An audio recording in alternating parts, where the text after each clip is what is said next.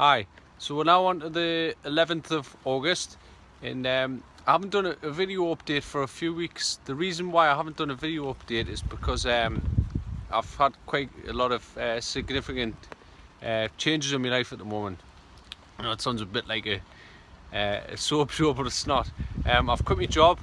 I'm now back self-employed, so hopefully I get to spend more time on the allotment. I'm now a self-employed plasterer again, back to what I enjoy doing. Out of working in a horrible factory, but I'll leave some good friends behind, but also some horrible people that I was working with. But anyway, so I've not only quit my job this month, I've also managed to buy a new property, so that needs a full, literally back down to old plaster, new heating system, new electrics, so the full work's done on it, new kitchen, new bathroom. So I've been very busy, but I've got a strict deadline, as you can see by the plot behind us. I like to get on with things and get done quickly, so I set myself a 4-week deadline to get the full house done from start to finish. So fingers crossed it gets done. But so that's the reason why I haven't done a video update. Alongside that, it's been chucking down with rain for the last 48 hours, so I haven't had a chance to get the camera out. And before that, it was really windy, so I just didn't have a chance. But things are changing on the plot. There's lots to look at, so watch this space. So I'll give you a quick spin around the greenhouse.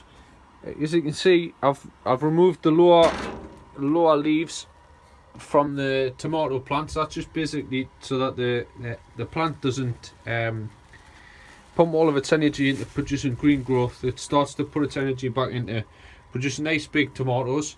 So the 3 plants on the left there are Shirley, and then I've got 3 plants of Gold Star there. I wouldn't say that they're show quality. I might get the odd 1 or 2, but I'm not really fussed. They're just good eaters in anyway. So over here I've got some really good trusses of well, they're meant to be gone as the light, but they're a bit on the small side, but anyway, they're doing alright. Up to the chilli plants. Chilies are starting to form. I'm not a big chilli eater, but I'll be tempted to have a go at them. So that's a Scotch bonnet there. What we've got here, we have got Etna. It's rubbed off the label. Somebody might be able to tell us what that is. It starts with Etna, E-T-N-A. Maybe I've got another one here. No. I've got Caroline Reaper plant, Magayokali, if that's how you pronounce it. It's meant to be super hot, so see what comes of that. And also I've got some bell peppers on there. They're in a relatively small pot, so I'm not hoping for anything big, but yeah, they're doing alright. They're edible. I'll miss the giant cucumbers growing out in the DWC. The reason being, I've got a good sized fruit on it, but we'll catch up with that one in a week or two's time, closer to the show. But on the good side is something that I'm really happy with this year. I've never had a go at it before, but giant cucumber. This giant cucumber is growing 2.5 inches a day. It's not very bulky at the moment. I'm pumping a lot of feed into it, a lot of Tomerite, but it's over 20 inches long, which is absolutely amazing. I've come up with a bit of an ingenious way of supporting it. Maybe I need to put another one around here. It's grown that quick that it's outgrown the supports, but a lot of people use frost fleece or tights, something with a bit of give on it, but this seems to be doing the job at the moment. It's not marking it. It's quite soft, so we'll see how that gets on, but I'm really happy with that plan. Also, that is grown in an air pot as well, so the air pot seems to be doing the trick this year, to be honest. I've got some good stuff which is grown out of air pots, so yeah, looking good. Really happy with them so far. I'll take you outside I have been showing you the blanched leeks down the bottom. Well, I've well and truly gave up on them now, so I'm not even going to bother taking it down there. They're covered in rust, so I'm avoiding going in there, and the only reason I'm going in there is to pull them to eat. But like everything on my garden, if it's no good to show, it gets eaten, so nothing gets wasted, and which is the positive about gardening that I go by. If it's no good for the veg, it goes on the table. So dahlias, I've got a couple of early flowers out. Grenador pastel just starting to poke out there. As I say, I'm moving house and a lot of changes and stuff, but I have been getting up really early in the morning. So 5:30 in the morning, my alarm's set for. Come down here for an hour, maybe it's an hour and a half. Keep on top of everything, but it's quite difficult, and it's fast approaching show season. So see what happens this year, but I'm keeping on top of it, I think. So we'll see. I'll take you into the onion tunnel. So as you can see on the right here now, all the tomatoes that were in the greenhouse have now been moved into here. Just to give a bit of space so that it's starting ripening the normal tomatoes up. But as far as the onions go, I've smashed last year's record. Last year was £8 9 ounces. I haven't lifted them yet, but they're in the region of 25-26 inches around, so I'm happy with them. It's got quite a short neck, if you can see it there, but it's still producing top growth. I have had a bit of thrip setting in over the last 2 weeks. The systemic insecticide that I've been using just seems to be not taking any effect now, so I've wrote it down just to change a couple of things for next season, maybe to apply a top dressing of the insecticide. But these things are set to test with. But the one that's growing in the air pot here, it is, I think it's 25.5 inches around, so it's on par with the one that's grown in the ground. The only difference is with the ones that I've grown in the air pot, I'm just giving them pure water just for a comparison from your own self.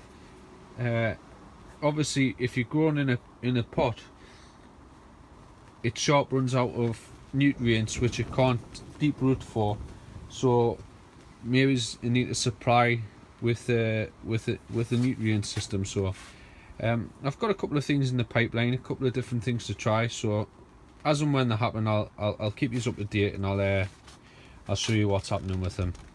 But as far as the giant tomatoes grow, I don't know if you can see, there's a one there just starting to form.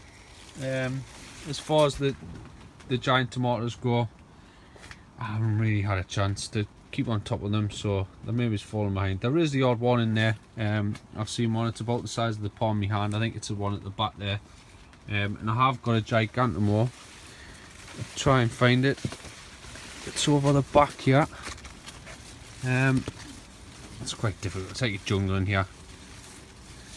That's it. I knew it was in here somewhere. So it's not humongous, but it's splitting into 4, so yeah, we'll see what happens with them. I want to give the tomatoes a decent go next year. I have learned a lot this year. I have improved on the year before, so we'll see what happens. Leeks, I just don't know what to say about them. I'm having a good year with them, but I don't want to speak too soon because we've still got another 4 weeks left of the show. They're about where I want them to be and where I need them to be, but I have had a touch of thrip setting in here as well, so I have give them a spray with the insecticide and just generally kept on top of them. But we'll see what happens with them. There's a one here, just for comparison, that's my hand, and you're talking, I'll let you figure it out. If you want to have a guess at the circumference of this leek, put it in the comments box below and I'll tell you yes or no. In inches if you can do that. But yeah, nice big plants. Super leek. It's called a Yorkshire Giant. Bred in the northeast by, I think it was John Salisbury. But daft one here.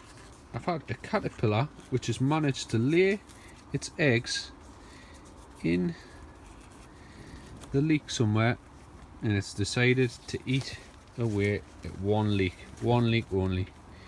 I'm infuriated with it. That's a major down pointer in leek growing, damage to the flag. So you win some and lose some. I've still got quite a few backups there, so see what happens with it. I'll take it up the top end. I'm really looking forward to seeing this flower in particular here. Chervil Megan. Big beautiful red. This one looks like it's going to be out in about a week or so's time, so we'll see what comes in. Lettuce. I've had some really good lettuces here. Iceberg lettuce. I grew some last year from a Thompson and Morgan's packet in the word iceberg lettuce, so I changed the companies to Sutton Seeds, I think it was, and I managed to get some iceberg lettuces here. Parsnip tops, they've got to be up to 3 inches tall now, so they're 3 foot tall, so hopefully the bottoms are just as big. And long carrots, I had a nightmare with them last year. I managed to get stump root carrots in the packet of long root carrots, so I've switched to Medwin seeds. Medwin seeds are faultless. No one ever has any problems with them as far as I'm aware, so they look good so far this year. And also stump root carrots, really big tops. I've had to remove the top cover off just to get them some headroom, just to make sure they don't twist and bend. And over to the flowers. More flowers. This here is Mary's Jomanda. Beautiful flower, nice thick stem, great form. It's got a touch of petal damage on the top there, but this is the first bloom of the year, so you can't really complain with it. So another one out there. These will just be for the vase. This patch here was just intended for growing for the house, but I have knocked them back using this show method, so I'll probably get a couple of bits and bobs out of there. Sweet corn is higher than me, and I'm 6 foot tall, grown in a block, and as you can see the pollinating spikes are up. Just give them a shake every once in a while. I know it's a little bit windy and you can see them rustling about there. They'll just be doing their own work, so happy with them so far. And on to the gladioli. I've got 70 or 80 glads in here, all show varieties. These are spiking earlier than what I'd like, but not everyone's spiking. It looks like they're going to come up in batches, so I should have an even spread. If they're no good for the vase on a show bench, they're going to be good for the house. So gladioli and dahlias work fantastically together. So if you're going to have a go at growing flowers for home, or maybe even progressed for flowers to show, a good combination is dahlias and gladioli. So yeah, that's onto the marrows. These are a show variety. I've only got 2 plants in this year, but hopefully I should get some decent ones for the bench, but you never know. Touch of wind damage on the potatoes, and they're starting to die off in the pots there. The main crop, Sorpo Mira at the back there, look like they're still growing, so we'll see what happens to them. I might do a potato reveal, but I'm not really that big on doing potato reveals on YouTube. They just seem a bit of a waste of time. I know people like watching them. Maybe if you want to see the Sorpo Mira, Sorpo Mira getting revealed, put it in the comments box below. Just feel free to let us know your thoughts. But that's it for now. See you later.